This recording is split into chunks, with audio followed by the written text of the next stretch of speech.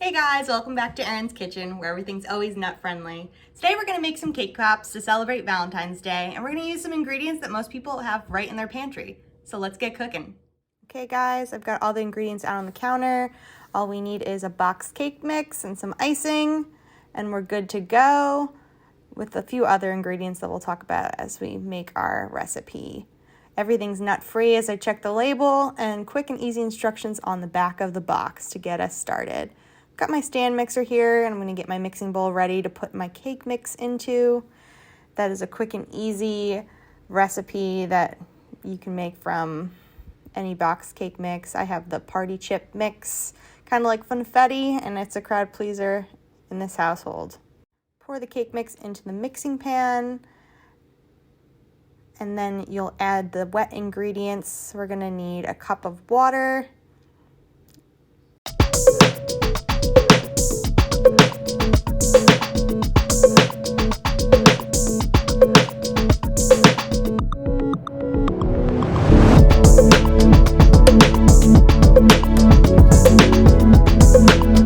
and additionally we're also going to use a half cup of oil.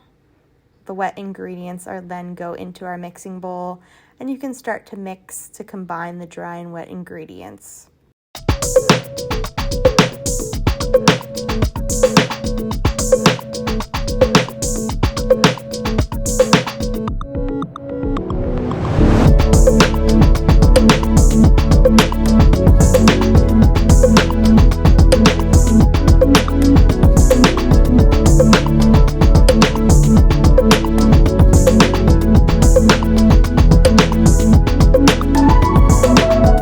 Next, we're going to add 3 eggs, one at a time, into the mixer once we've already started combining our ingredients.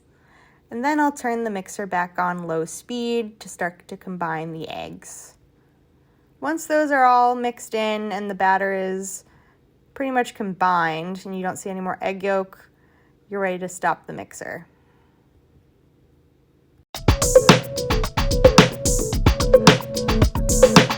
I have a 9x13 Pyrex glass baking dish that we're going to use to bake our cake. And the best tip is do not forget to spray it with Pam or shortening or butter so that the cake does not stick. So we're going to use some Pam baking spray. The only difference with this is that it has some flour in the spray, so it helps with baking. Set your oven for 350 if you're using a glass pan, or 325 for a dark nonstick.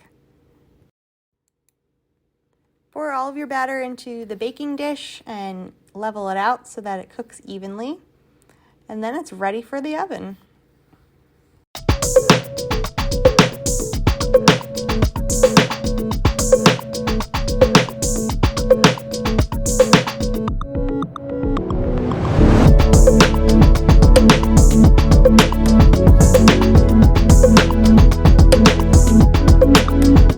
I checked my box directions and it says 28 to 33 minutes. I ended up baking the cake a little bit longer. It took around 40 minutes for me in my oven. All ovens are different, so just check as you go. Once the cake is out of the oven, check to make sure it's cooked through with a toothpick. If it comes out clean, you're good to go. Next, I dumped the cake into a glass bowl after it had cooled on the oven. And now we're going to break it apart so that it becomes little tiny pieces, making sure that everything is evenly combined.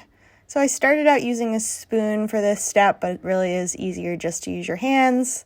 So with clean hands, I broke apart all the pieces of cake and removed any pieces that were the edges that were a little more crisp instead of fluffy.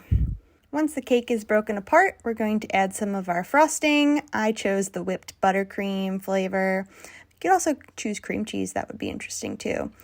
So we're going to use a half cup first and then add a tablespoon more each time as we go until there's enough frosting consistency that we can make balls of cake.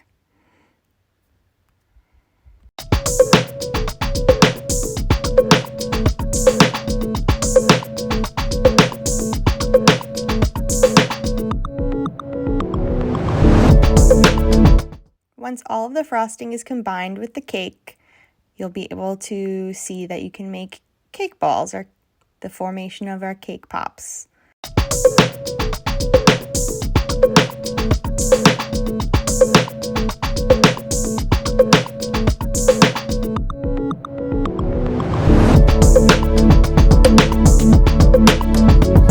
Next, we're going to need a place to roll and form our cake pops. So I pulled out a sheet pan and laid a piece of parchment on top of it so that they don't stick.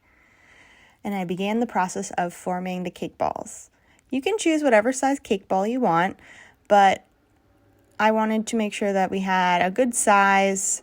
So keep them uniform, or you can mix it up and make different shapes, and steadily create cake balls as you go to use all of your cake mix.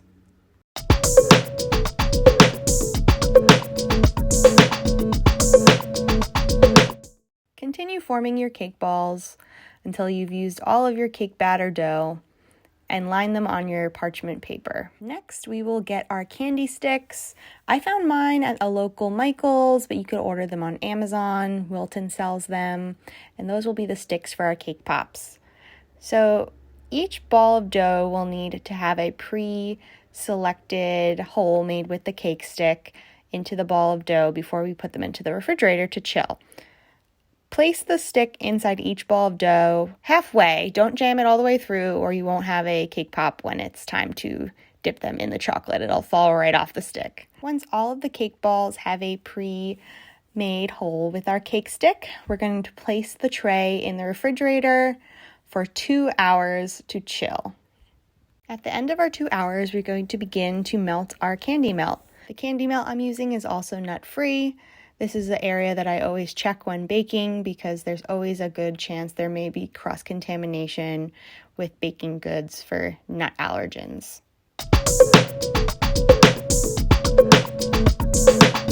Next, we're going to take a cake pop stick, place it in the candy melt, and then put it back inside the cake pop hole. Once we're done with the entire tray, we'll put the tray back in the refrigerator to set for another 10 minutes. After those 10 minutes are up, it's time to dip our cake pops into the candy melt. So this is a time-consuming process based on my experience in the kitchen, but it's totally worth it with the finished product. So each cake pop with candy stick will be dipped into the melted candy melt. Then you want to tap off the excess and let it drip a little so that the chocolate sets prior to putting it vertically into your cake pop stand. Okay guys, you know what time it is. Taste test time. Are you guys ready to taste these cake pops? I know I am. Guys, ready for that taste test? Let's see how it goes.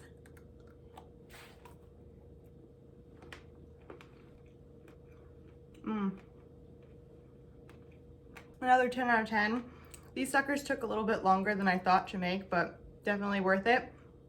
Great to bring to any loved one, family member, or good little treat to drop on someone's doorstep to say, I've been thinking about you, I miss you, I love you. I hope everyone has a great, happy Valentine's Day and enjoys this tasty treat. Always nut-free in Erin's kitchen. Thanks for watching, guys.